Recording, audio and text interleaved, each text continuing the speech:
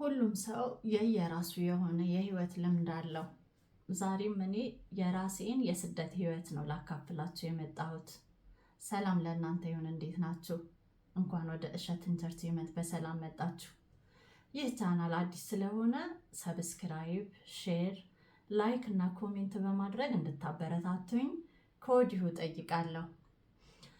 እንግዲህ አብዛኞቻችን የስደትን ህይወት አይተናል።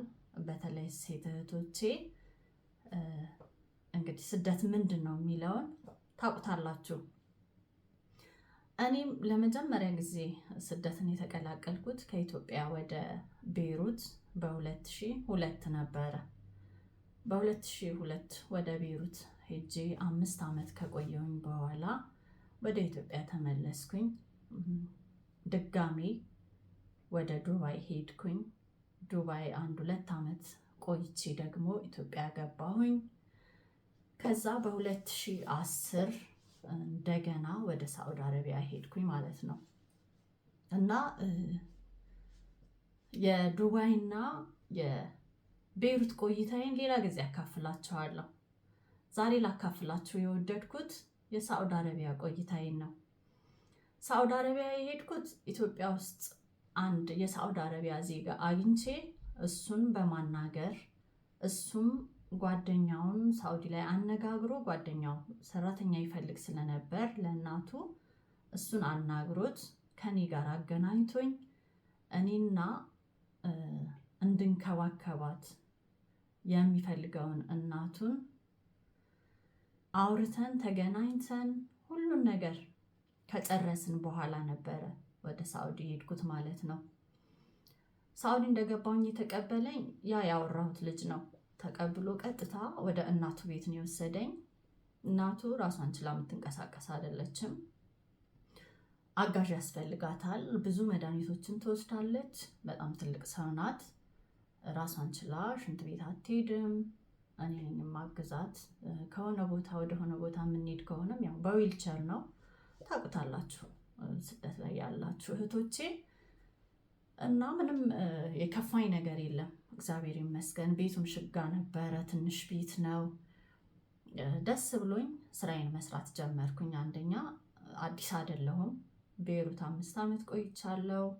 ዱባይ 2 ዓመት ሰርቻለሁ። ለቋንቋውም ለስራውም አዲስ አይደለሁም እና ወዲያው ነው የተላመድኩት ማለት ነው።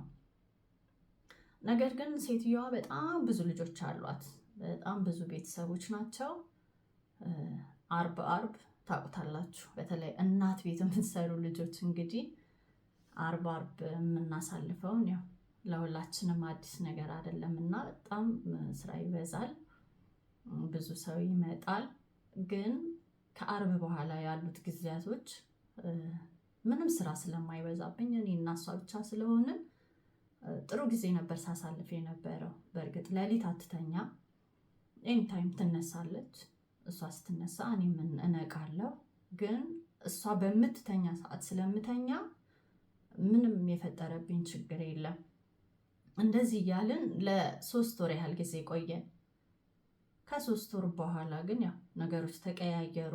ማለትም አንዷ ልጇ እናቴ ከኔ ጋር ብትሆን መልካም ነው እና ሀያት ነው የሚሉኝ እዛ፣ ሀያትንና እናቴን ከኔ ጋር ላደርግ ፈልጌያለሁ ብላ ሌሎች ወንድም እህቶቿን አማከረቻቸው። ተስማሙ። እኔም ያው እምቢ ማለት አልችልም፣ መቅረት አልችልም። ወደ ልጇ ቤት ሄድን ማለት ነው። እንግዲህ ፈተናው የሚጀምረው እዚህ ጋር ነው። ልጇ ከኔ ጋር 11 ቤተሰብ ነን። በጣም ትልቅ ቤት ነው። የልጆች መጫወቻ ግቢ አለው። ታውቁታላችሁ። በጣም ትልቅ ቤት ነው። ማሲፍ የሆነ ቤት ነው እና ሁሉም ስራ እኔ ላይ ወደቀ። ሴትዮዋን መንከባከብ፣ ጽዳት ማጽዳት፣ ምግብ መስራት፣ ልብስ ማጠብ፣ መተኮስ፣ ሁሉንም ነገር የማደርገው እኔ ነኝ። አስቡት፣ ሌሊት አልተኛም። በማንኛውም ሰዓት ስትነቃ እኔን ነው የምትጠራኝ።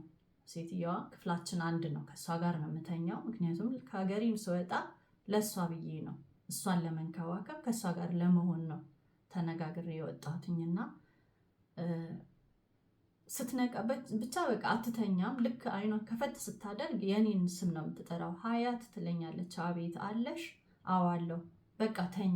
ሌላ ምንም የምትለኝ ነገር የለም። እንዲህ ነው የምትለኝ እና መተኛት አልችልም።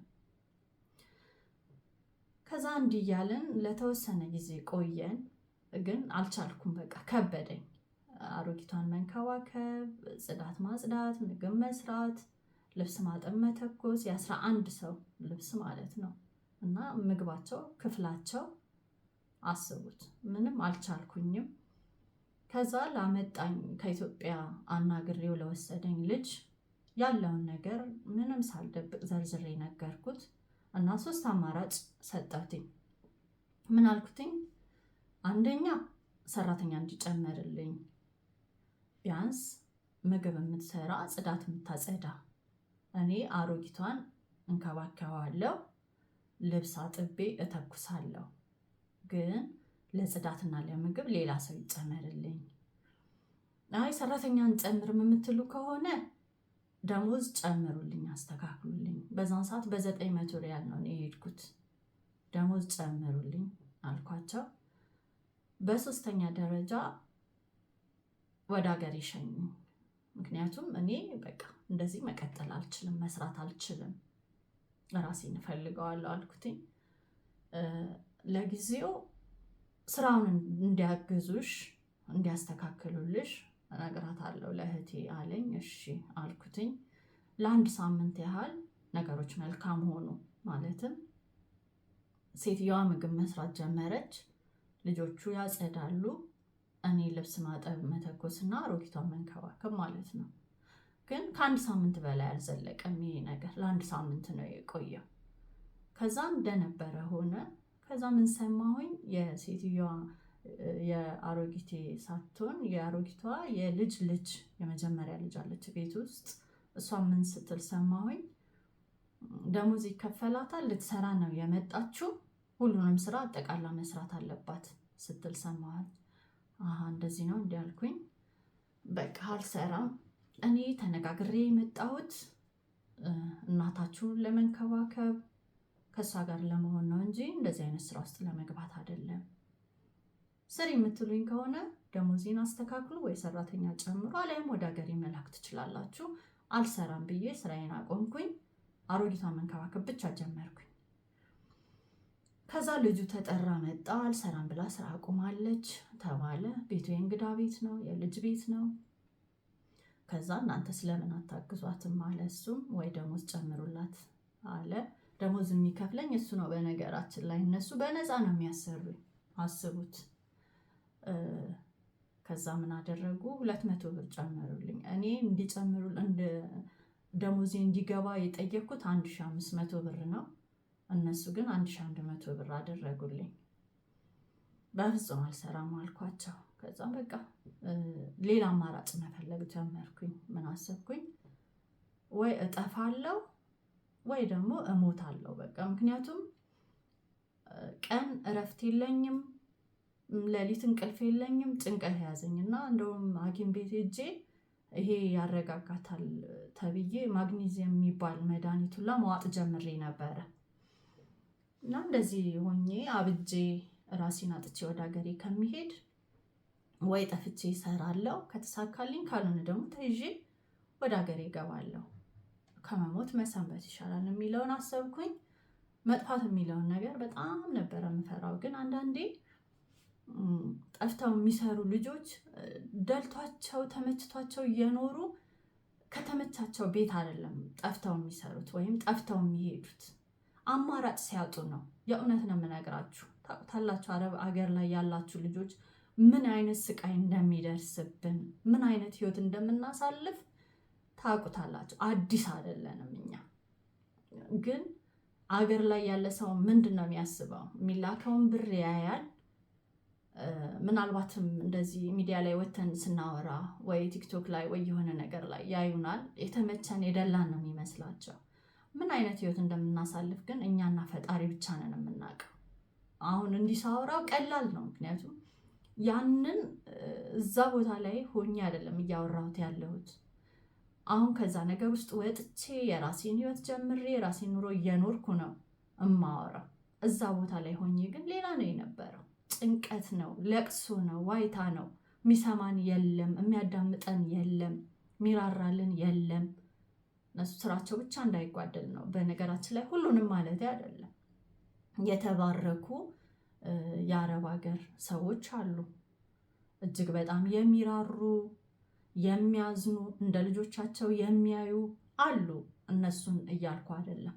ግን አብዛኞቹ ሴት እህቶቻችን ምን አይነት ህይወት እንደሚያሳልፉ ደግሞ የታወቀ ነገር ነው እና መጥፋት የሚለው ነገር ወደ አይምሮ የመጣ ከዛ በአጋጣሚ ከኢትዮጵያ ስወጣ ኤርፖርት ላይ የተዋወቅኩት ሳዑዲ ላይ የሚኖር ሰው ነበረና የእሱን ስልክ ወስጄ ነበር። እንደው ምናልባት እንኳን የሚቸግርሽ ወይ የምትከፊበት ነገር ካለ ደውይልኝ ብሎ በአጋጣሚ ስልኩ ሰጥቶኝ ነበር እና ያንን ማስታወሻ ያዝኩትን ደብተሬን ፈልጌ እሱ ልጅ ጋር ደወልኩኝ። ያለሁበትን ነገር ነገርኩት። እጅግ በጣም እየተሰቃየው እንደሆነ፣ ምንም እረፍት እንደሌለኝ፣ እንቅልፍ እንደሌለኝ፣ ካለምንም እረፍት እየሰራው እንደሆነ ነገርኩትኝ እና በደንብ አስቢበትና ውሳኔሽን ንገሪኝ። ምንም ችግር የለም፣ መውጣት ከፈለግሽ ወጥተሽ ትሰሪያለሽ እንደ ማንኛውም ሰው፣ ግን ወስኝ፣ ጊዜ ውሰጅና በደንብ አስቢበት አለኝ። እኔ አስቤበታለሁ። በቃ ከዚህ በላይ እዚህ ቤት ከቆየው ወይ አብዳለሁ ወይ ሞታለሁ። ከዚህ ሁሉ ግን ኢቨን ጠፍቼ እንኳን ተይዤ ወደ ሀገሬ ብገባ ይሻለኛል ብዬ ነገርኩት። ከዛ ሁሉን ነገር አመቻቸልኝ፣ እግዚአብሔር ይመስገን። መጥቼ 3 ወር ነው ከአሮጊቴ ጋር አንድ ቤት የሰራሁት። ከዛ ግን ልጇ ጋር ነው የሄድነው በ3ኛ ወሬ። ለ8 ወር እዛ ቤት ቆየሁኝ። አጠቃላይ ስንት ማለት ነው? 5 ወር ነው ከነሱ ጋር የሰራሁት ከሴትዬ ልጅ ቤት ሆኜ ማለት ነው። 5 ወር መጀመሪያ 3 ወር 8 ወር በእንደዚህ አይነት ነገር አሳለፍኩኝ። ከዛ ወጣሁኝ። ወጥቼ እሱ የቀጠረኝ ቦታ በታክሲ ሄድኩኝ። እግዚአብሔር ይመስገን በሰላም ደረስኩኝ። ከዛ እንደወጣሁኝ ስራ ጀመርኩኝ። ከጠፍቼ ለመጀመሪያ ጊዜ የሰራሁት 3 ወር ነው። እሱንም ሴትዮ ስሰራባት የነበረችው ሴትዮ ጠለብ ወይም ደግሞ ኮንትራት አግኝቻለሁ፣ 3 ወር ትቆያለች ስለተባለ እሷ እስክትመጣ ነው የምትሰሪው ብላኝ እሺ ተባብለን 3 ወር ሰራሁኝ። ከዛ በቃ ተረጋጋው ማለት ጠፍተን እንደወጣን ለ1 ወር ለ2 ወር ምንም መረጋጋት የለም። የምንያዝ ይመስለናል። ሰዎች ትኩር ብለው ካዩን የሚያውቁን ይመስለናል። እንደዛ አይነት ነገር ነው ሳሳልፍ የነበረው እና ከ3 ወር በኋላ ግን በጣም ተረጋጋሁኝ። ከዛ ለ1 ወርም ለ2 ወርም የተገኘበት ስራ መስራት ጀመርኩኝ። ከዛ እንደዛ እየሰራሁኝ ቤተሰቤን ሰፖርት እያደረግኩኝ ልጄን እያገዝኩኝ ቤት ሰራሁኝ እና የሰራሁት ቤት ያው እንግዲህ ብዙ ሰው ብዙ ችግር እንደደረሰበት እኔም አንዷ የገፈቱ ቀማሽ ነኝ። ያ ቤት ተሰርቶ ልክ ፊኒሽንግ ሲቀረው የሰሩልኝ ሰዎች ሀሳባቸውን ቀይረው ሳንቲሙን እንመልስልሻለን አሉኝ። ሳንቲሙን መለሱልኝ። ይህን የምላችሁ አሁን ነገሩ ያው ተፈቷል፣ ሰላም ሆኗል፣ ሰላም ወርዷል። ግን ትማሩበታላችሁ፣ ታተርፉበታላችሁ በሚል ነው። እኔ ያንን ቤት ስሰራ የነበረው ወጪና ቤቱ ተሰርቶ ፊኒሽንግ እስኪቀረው ድረስ ከዛም በኋላ ያለው የማቴሪያል ውድነት በጣም የተለያየ ነው። እኔ ያወጣሁት ወጪ በጣም ትንሽ ነው። ቤቱ ተሰርቶ ካለቀና ፊኒሽንግ ላይ ሲደርስ ይሸጥ ቢባል የሚገመተው ግምት በጣም ብዙ ነው። ልስራ ብል ደግሞ በዛን ሰዓት ያ ሳንቲም መሰረት እንኳን ላይ ያወጣልኝ ይችላል እና በጣም ነበር የተጎዳሁት። በጣም ነው ያለቀስኩት። በጣም ነው ልቤ የተሰበረው። ግን ሰው ይበልጣል በሚለው አለፍኩት ያንን ነገር ማለት ነው። እንደገና መስራት ጀመርኩኝ። በነገራችን ላይ በጣም ስሰራ እረፍት እንኳን አልወጣም። ኢጃዛ እንኳን አልወጣም። አንድ ቤት ከገባሁኝ ስራውን እስከምለቅ ድረስ ኢጃዛ አልወጣም። አንድ ቦታ ተረጋግቼ ነው የምሰራው እና ከልቤ ነው የምሰራው እያልኩኝ ብዙ ቆየሁኝ። እንደገና ሌላ ቦታ ያንን የመጀመሪያውን ቤት በሰሩልኝ በማውቃቸው ሰዎች አማካኝነት ሌላ ቦታ ኃላፊነቱን ለእነሱ ሰጥቼ አሁን በእምነት ሌላ ቦታ ሰራሁኝ። ከበፊቱ የተሻለ ትልቅ ቤት ሁሉ ነገሩ መጀመሪያ ከነበረው በጣም በተሻለ ሰራሁኝ። ይህን ሳደርግ ለራሴ ምንም የማደርገው ነው፣ ሻምፖ እንኳን አልገዛም። በቃ የማገኘውን ሳንቲም እሱ ላይ ነበረ ማውለው፣ ቤቱ ላይ ማለት ነው። መቼ አልቆልኝ ሄጄ ልጄን ይዤ እናቴን ይዤ የሚለው ነው የሚታየኝ እንጂ ዛሬ እንደዚህ ለራሴ እንደዚህ አድርጌ እንደዚህ ገዝቼ የሚለው ምንም አይታየኝም። በጥሩ ደሞዝ ነው የምሰራው አብዛኛውን ጊዜ። አንድ ቤት እስከ 2 ዓመት የሰራሁበት ቤት አለ። 1 ዓመት እሰራለሁ። ጥሩ ነበረ የምሰራው እግዚአብሔር ይመስገን። ግን እንዳልኳችሁ ለራሴ ምንም የማደርገው ነገር የለም። አገኛለሁ እዛ ቤት ላይ ነው፣ አገኛለሁ እዛ ቤት ላይ ነው። ቤተሰቤን ሰፖርት አደርጋለሁ። ከዛ ያለፈ ግን ቤቱ ላይ ነው። ያው አዲስ አይደለም። አረብ ሀገር ላይ የምንሰራ ልጆች ለራሳችን ኖረን አናቅም፣ ለራሳችን ሆነን አናቅም። ለራሳችን ብለን ያልነው ነገር እንኳን ለእኛ ሆኖልን አያውቅም።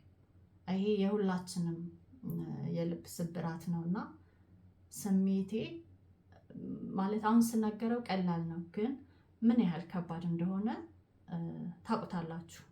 ያለፋችሁበት ስለሆነ ማለት ነው። አብዛኛው ሰው ላይ የደረሰ ችግር ስለሆነ ከዛም በኋላ የሆነ ቤት እየሰራሁኝ ከዛ ቤት ወጥቼ ከጓደኛዬ ጋር ሆነን አንድ ቤት የሆነ ስራ አገኘን። ከዛን ሄድን እዛ ቤት። በጣም የሀብታም ቤት ነው። ሴትዮዋ ሶሪያዊ ናት። 4 ሰራተኛ ነው ያለው። እኔና ጓደኛዬ፣ አንድ ፊሊፒኒና አንድ ኢንዶኔዥያ፣ አንድ ልጅ ነው ያላቸው። ግን 4 ሰራተኛ ነው ቤት ውስጥ የነበረው። ከዛን እዛ እየሰራን በጣም ደስ ብሎን እየሰራን፣ ሴትዮዋ ኃይለኛ ናት፣ በጣም ንጹህ ናት። ከ1ኛ እስከ 3ኛ ፎቅ ነው ቤቱ። በጣም ኃይለኛ ናት፣ በጣም ንጹህ ናት። የዛንም ያህል ደግሞ የዋህ ናት። እና እየሰራን በመሃል ልጇ ይታመማል። ልጇ ሲታመም ሳውዳንት ምንድነው ኢጅፕት ይዘውት ሄዱ፣ ልጁን ማለት ነው ለሕክምና። ከዛ ምን ተፈጠረ? ፊሊጲኗ የልጁ ሞግዚት ናት። ኢንዶኔዥያ ምግብ ነው የምትሰራው። እኔና ጓደኛዬ ጽዳት ሰራተኞች ነን። ፊሊጲኗን ይዛት ሄደች።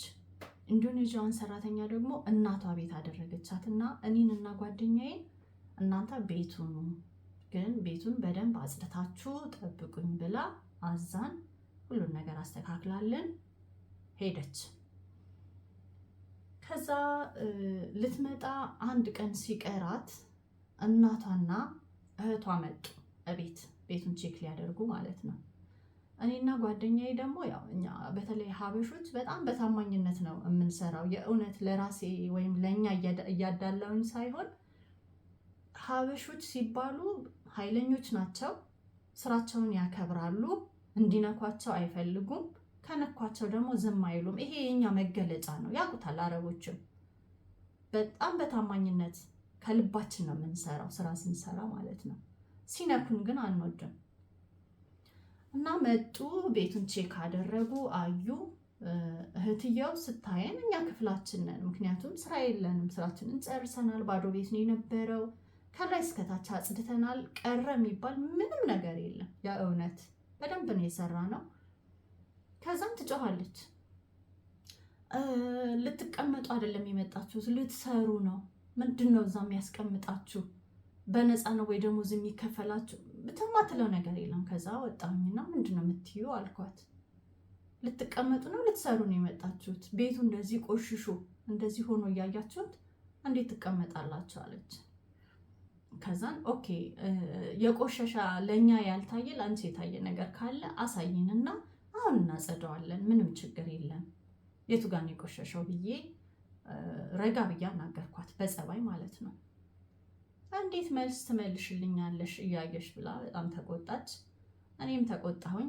አይ አንቺ እህቷ ነሽ እንጂ ማዳሜ አይደለሽም። ችግር አለ ካልሽ ደውለሽ ንገሪያት፣ ወይም ደግሞ ስትመጣ እንድትነግረን እንድታሳየን ንገሪያት። ጥፋትም ካለ ያልተጸዳም ነገር ካለ ችግርም ካለ ልትናገረን የሚገባው ማዳሜ ናት እንጂ አንቺ አይደለሽም። አንቺ ምንም የሚያገባሽ ነገር የለም አልኳትኝ።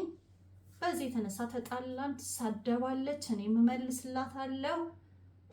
እናትየዋ መሀል ገብታ ተይ ብትል እሷንም ብትቆጣ እኔንም ብትቆጣ ጓደኛዬ እኔን ተረጋጊ ብትለኝ በቃ በጣም ተናደድኩኝ። እንዴት እንደዚህ ትለናለች? እኛ ካለ እረፍት በታማኝነት ይህን ሁሉ ስራ ስንሰራ ቆይተን የሌለውን ቆሻሻ እንዴት ቤቱ እንደዚህ ቆሽሾ ትለናለች ብዬ በጣም ተናደድኩኝ። ከዛም ወታ ሄደች። እኛም ክፍላችን ሄደን እኔ ያልኩትን እሷ ያለችውን እያነሳን ዝም ብለን እንሳሳቃለን፣ እንጫወታለን ከጓደኛዬ ጋር። ከዛ ትንሽ ቆይታ መጣች፣ 10 ደቂቃ ምናምን በኋላ ቆይታ መጣችና ሀያት አባያሽን ለብሰሽ ውረጅ አለችኝ። ኧረ ሴትዮ ዛሬ አትፋታኝም፣ በቃ ምን ሆና ነው ደግሞ ብለን ከጓደኛዬ ጋር ተሳስቀን ምን ፈልገሽ ነው አልኳት። ወጣሁኝና አባያሽን ለብሰሽ ነይ፣ የት ለመሄድ እንወጣለን አለች። ከዛ ውስጥ የምናሰበ እች ሴትዮ ፖሊስ አምጥታ መሆን አለባት የሚለው በቃ ክሊክ አደረገብኝ። በሩን ሳልከፍት በበሩ ቀዳዳ ሳይ የፖሊስ መኪና እዛ ብልጭ ብልጭ ይላል። ፖሊሶች ቆመዋል። እኔን አባያ ለብሰሽ ውጭ እያለችኝ ነው። የደነገጥኩት ድንጋጤ በቃ ከፀጉሬ እስከ እግሬ ነው የወረረኝ። ምክንያቱም ጠፍቼ ነው የምሰራው፣ እናቴን አግዛለሁ፣ ልጄን እኔ ነኝ የማሳድገው፣ ቤት እየሰራው ነው። ሁሉ ነገር እንጥልጥል ላይ ነው ያለው። ምንም የያዝኩት ሳንቲም የለም። ፖሊስ ይዞኝ ሄደ ማለት እስር ቤት ገባው ማለት ነው። ኢቨን የምፈታበትን ጊዜ እንኳን አላቅ፣ መች ወደ ሀገሬ እንደምገባ ራሱ አላቅ። በጣም ነው የደነገጥኩት የእውነት በጣም። ከዛ ፖሊስ ይዘሽ መተሽ ነው ውጪ የምትይኝ አልኳት። እንግዲያውስ ፖሊሶቹ ገብተው ጎትተው ያስወጡ። ቤቷን ከፍታ የሄደችው ቁልፍ ሰታኝ የሄደችው ማዳሜ ናት፣ አንቺ አይደለሽም። ማዳም ስትመጣ ቁልፏን ሰጥቼ እሷ ሂጂ ስትለኝ በሰላም ነው እንጂ የሚሄደው አሁን በፍጹም አልወጣም። አጠገቤ እንዳትደርሺ። ፖሊሶቹ ግን ገብተው ያስወጡኝ። ማዳም በሌለችበት ገብተው የማስወጣት መብት ካላቸው ገብተው ያስወጡኝ አልኩኝ። ገባሁኝ ክፍሌ። ጓደኛዬን ፖሊሶች ናቸው፣ አንቺ ለማንኛውም ተደበቂ፣ ሁለታችንም ጠፍተን ነው የምንሰራው፣ አንቺ ለማንኛውም ተደበቂ፣ ገብተው እንኳን ቢወስዱ እኔን ነው እንጂ አንቺን አይደለም፣ ስለዚህ አንቺ መትረፍ አለብሽ አልኳትኝ። እሷ ተደበቀች። እኔ ለማንኛውም ብዬ ያው ከታሰርኩኝ ስልክ እንደማይፈቀድ አውቃለሁ። አንዳንድ የምፈልጋቸውን ስልክ ቁጥሮች በወረቀት ጻፍኩኝ፣ ያዝኩኝ፣ በእጄ ስልኬን ያዝኩኝ፣ አባያዬን ለበስኩኝ፣ ኒቃቤን አደረግኩኝ። አየኋትና ወጣ ብዬ አየኋትና ይሄው ለብሻለሁ፣ ተዘጋጅቻለሁ፣ እኔ ሀበሽዬ ነኝ፣ እኔ ሌባ አይደለሁም፣ አልሰረኩም፣ ምንም ያደረግኩት ነገር የለም። እህትሽ እኔን አምና ነው ቤቷን ከፍታ ቁልፏን ትታ የሄደችው። ስለዚህ ሌባ ናት፣ ሰርቃለች፣ ወይም እንደዚህ አድርጋለች የምትይ ከሆነ አሁን ደውለሽ ንገሪያት፣ ፖሊሶች ይዘውኝ እንዲሄዱ ትፍቀድላቸው፣ እኔ ግን በፍጹም አልወጣም አልኳትኝ። ብትለኝ ብትሰራኝ ያው እኔን የመንካት የመጎተት መብት የላትም። ሰው ቤት ናት ያለችው። ቤቷ ቢሆን ልታደርገው ትችላለች አይደል ነው አላውቅም። ግን ሰው ቤት ናት፣ የእህቷ ቤት ነው። ያንን ማድረግ አልቻለችም። ከግማሽ ሰዓት በላይ ይሆናል ተጨቃጨቅን፣ ተከራከርን። ከዛ ወታ ምን እንዳለቻቸው አላውቅም። ፖሊሶቹም ተነስተው ሄዱ። በማግስቱ ሴትዬ ስትመጣ በቃ አሁን ካሁን አባረረችኝ፣ አሁን ካሁን ተናገረችኝ ብዬ ስጠብቅ ሀያት እህት ያስቀየመችሽ አይደል? እሷ እኮ ባህሪዋ ነው፣ አትዘኝባት እሺ ብላኝ ገርሞኝ በእንደዛ ነገር አለፈ ያ ነገር። ከዛ ምንድን ነው የሆነው? ልጇ እንትን አላለም፣ አልተሻለውም። አጋጣሚ ካንሰር ነበርና ወደ ፓሪስ ይዛው መሄድ ነበረባት። በቃ ወደ ቤታችሁ ሄዱ አለችን። የ1 ወር ደሞዝ ሰጠችኝ። ገና የወደፊት ማለት ነው። ለ1 ወር ጠብቂኝ ስመጣ ወስድሻለሁ አለችኝ። እሺ ብዬ ወደ ኢጃዛ ቤት ሄድን። ከዛ 1 ወር ኢጃዛ ቤት ማለት ተከራይተን የምንኖርበት ቤት ማለት ነው። ስራ ስንፈታ የምናርፍበት ቤት ነው።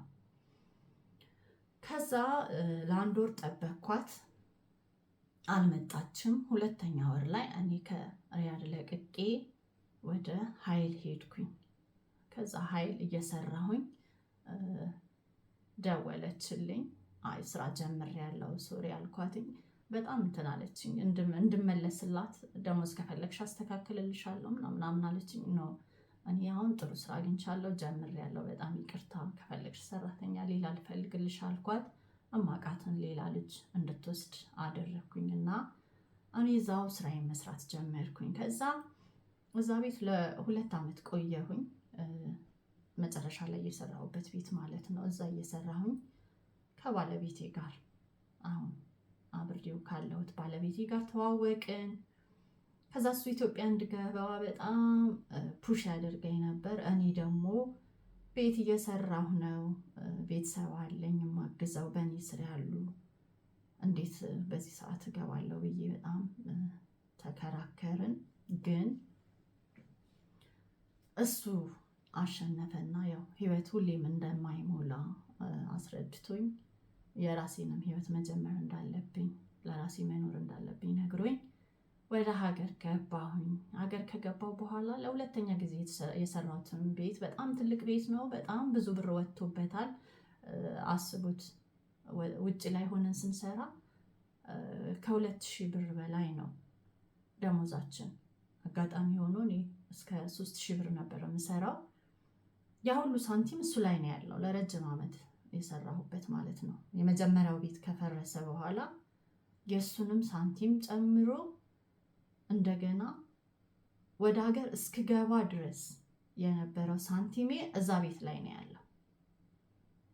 ግን ሀገር ከገባው በኋላ ያ ቤትም የኔ ሳይሆን ቀረ ማለት ነው። አሩን ነው ኢትዮጵያ ውስጥ ያለ ሰው በእኛ ዙሪያ አረብ ሀገር በሚሰሩ አሁንም የአረብ ዜጎች ሁሉም ክፉ እንዳልሆኑ ሁሉ ኢትዮጵያ ውስጥ ያሉት ሰዎች ሁሉም ክፉ ናቸው እያልኩ እንዳልሆነ እንድታሰምሩልኝ እፈልጋለሁ። ግን አረብ ሀገር በምንሰራ ልጆች ዙሪያ ያሉ ሰዎች ሁሉ ክፉ ናቸው፣ የእውነት ማለት ነው። እናትም ትሁን አባትም ይሁን እህትም ይሁን ወንድም፣ ጓደኛ፣ ዘመድ ክፉ ናቸው የእውነት። ለምን እንደሆነ ግራ ነው የሚገባኝ፣ አላቅም። እዚህ ጋር በእኔ ዙሪያ የነበሩት ሰዎች ለእኔ ጥሩ አልነበሩም። ያመንኳቸው ከወንድምም ከእህትም በላይ ሳያቸው የነበሩ ሰዎች ናቸው። ከቤተሰቦቼ ያስበለጥኳቸው፣ ከእህቶቼ ከወንድሞቼ በላይ ያደረግኳቸው ሰዎች ናቸው እኔን የከዱኝ ማለት ነው። እና ለምን እንደሆነ ግራ ይገባኛል። ሞት እኮ ማንንም አይመርጥም። እኔንም እናንተንም እነሱንም ይወስዳቸዋል። ስንሞት ደግሞ ምንም ይዘን የምንሄደው ነገር የለም። ዛሬ ሰዎችን አስለቅሰን የሰዎችን ልብ ሰብረን የሰዎችን ሕይወት አጨልመን የራሳችንን ብርሃን ያበራን የሚመስለን ሰዎች ነገ ስንሞት ይዘን የምንሄደው ነገር የለም። ምናልባትም ይህን ቪዲዮ የምትመለከቱ ያ ጉዳይ የሚመለከታችሁ ሰዎች ልትኖሩ ትችላላችሁ። የኔን ልብ ሰብራችሁ የኔን ሕይወት አጨልማችሁ የራሳችሁን ሕይወት ያበራችሁ ከመሰላችሁ እጅግ በጣም ተሳስታችኋል። ዛሬ እኔ በጣም ደስተኛ ነኝ። ዛሬ እኔ ሰላም አለኝ። አይምሮዬ ውስጥ የሚጸጽተኝ ምንም ነገር የለም። እስኪ አንድ ጥያቄ ልጠይቃችሁ። እናንተ ሰላም አላችሁ? አይምሯችሁ በጸጸት አልተሞላም? በጸጸት አልተመታም? ምን ነው ባላደረግኩት ኖሮ ብላችሁ አይቆጫችሁም? ካልቆጫችሁ እናንተ ሰዎች አይደላችሁም። ከቆጫችሁ ደግሞ ሁሌም እንደተጸጸታችሁ ትኖራላችሁ። በነገራችን ላይ እኔ ይቅር ብያችኋለሁ፣ አልተቀየምኳችሁም። ምክንያቱም እግዚአብሔር ይቅር ባይ ስለሆነ፣ እግዚአብሔር መሐሪ ስለሆነ እናንተን ደስታ የሚሰጣችሁ ከሆነ ምንም ችግር የለም። እግዚአብሔር ለእኔ የተሻለ ነገር ሰጥቶኛል፣ የተሻለ ህይወት ሰጥቶኛል። እናንተ ያጨለማችሁት ለእኔ ግን ወደ ብርሃን ተቀይሮልኛል። ስለዚህ እናንተ አሉኑ ቃል የለኝም፣ ብቻ እግዚአብሔር ለሁላችንም ማስተዋል ይስጥ እና እምላችኋለሁ። ወደ ዋናው ጉዳይ ሲገባ ኢትዮጵያ ገባሁኝ። ከባለቤቴ ጋር ጋብቻ አደረግን። ከዛም ሌላ የስደት ህይወት ተጀመረ ማለት ነው። እሱም ከአረብ ሀገር የጀመረው ትውውቃችን እስከ እንግሊዝ ድረስ ደርሶ የእንግሊዝ ፕሮሰስ ጀመረልኝ። ከዛም በኋላ ያለውን ደግሞ በፓርቱቱ እንገናኛለን። ልነግራችሁ የምፈልገው ፈተናው እዚህ ጋር አላበቃም። የኔ ህይወት ሁሌ በፈተና የታጀበ ነው። ግን እግዚአብሔር ደግሞ ኃያል ነውና ብርታት፣ ጥንካሬ የሆነኝ ዛሬን አድርሶኛል። አሁንስ ምን አይነት ህይወት ውስጥ ነው ያለሽው? ምን አደረግሽ? ምን ላይ ደረስሽ? ተሳክቶልሽ ወደ እንግሊዝ ሄድሽ ወይ ብላችሁ የምትጠይቁ ከሆነ በሚቀጥለው ቪዲዮ እንገናኝ። እወዳቸዋለሁ። ሰላም ቆዩልኝ።